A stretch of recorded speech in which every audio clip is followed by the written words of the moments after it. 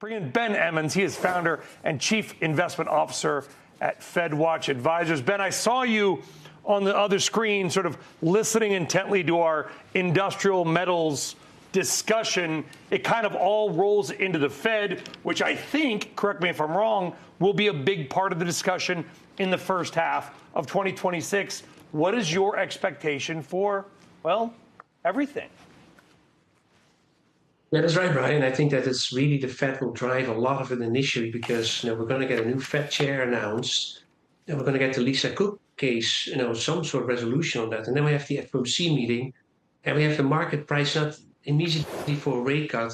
So there's a lot pending up there, and I think that the discussion about gold, one other reason why gold is up so much is the fact that the moment the Fed came out with this meeting in December, gold just took off. And that was actually also related, I think, to the real interest rate, the funds rate account for inflation that continues to slowly decline. That's another big power behind gold. So it is the Fed that's driving here a lot, with also its liquidity that's restarted too. Like we're going to get a report today that shows the Fed's balance sheet continues to expand. So I think there's another big story next year, Brian, that as that balance sheet starts to expand, it will affect broader markets.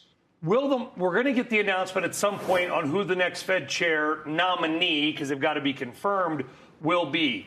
We've narrowed it down. Steve Leisman's done a great job. There's 4 or 5 really sort of final candidates. Do you care? Does the market care? Is there one candidate, one of the two Kevins, a Rick Reeder maybe, somebody else, that would be better or worse for the equity markets? Well, I think there's an interesting take to give there, Brian, because you take Rick Reeder, right? I mean, he's like us. He's a portfolio manager, he's a trader. Someone with that type of background, when he was talking to Scott Wapner on one of his interviews, he's really talking about like how to use the balance sheet in a more creative way to stimulate the economy and affect therefore markets. So he could be a really good friend of the markets. But so in the case of Kevin Warsh or Kevin Hassett, that's a very different story. Think back of April when Kevin Hassett was out there on the wire saying that the administration is looking to remove Powell. The market really gyrated on that against Kevin Warsh, who's very much against QE. He's not very strong about this balance sheet expansion. So I think the word's still out on how the market will respond to who will be announced next. I think Rick Reeder is truly a friend of the markets. Kevin, that could be a different story.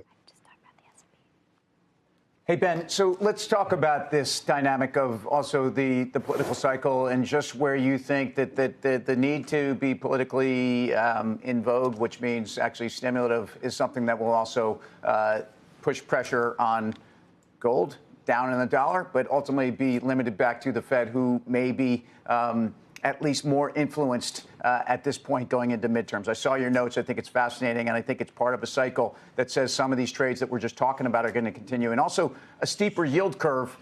Curious what you think also why the curve is steepening in the way it is. I understand a bull steepening from the short end because of lower rates, but we're also not seeing the long end come down in any way.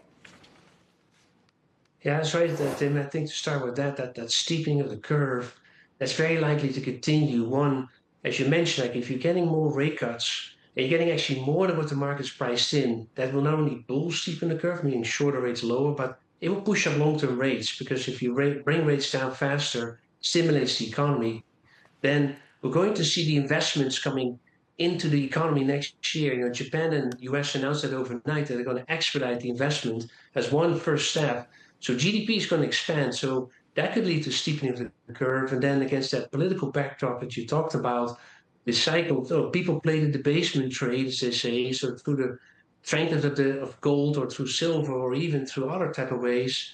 That I think will continue because there is too much uncertainty about how will this Fed chair truly function within the FOMC towards the White House. It's a really different setup, I think, than we've been used to.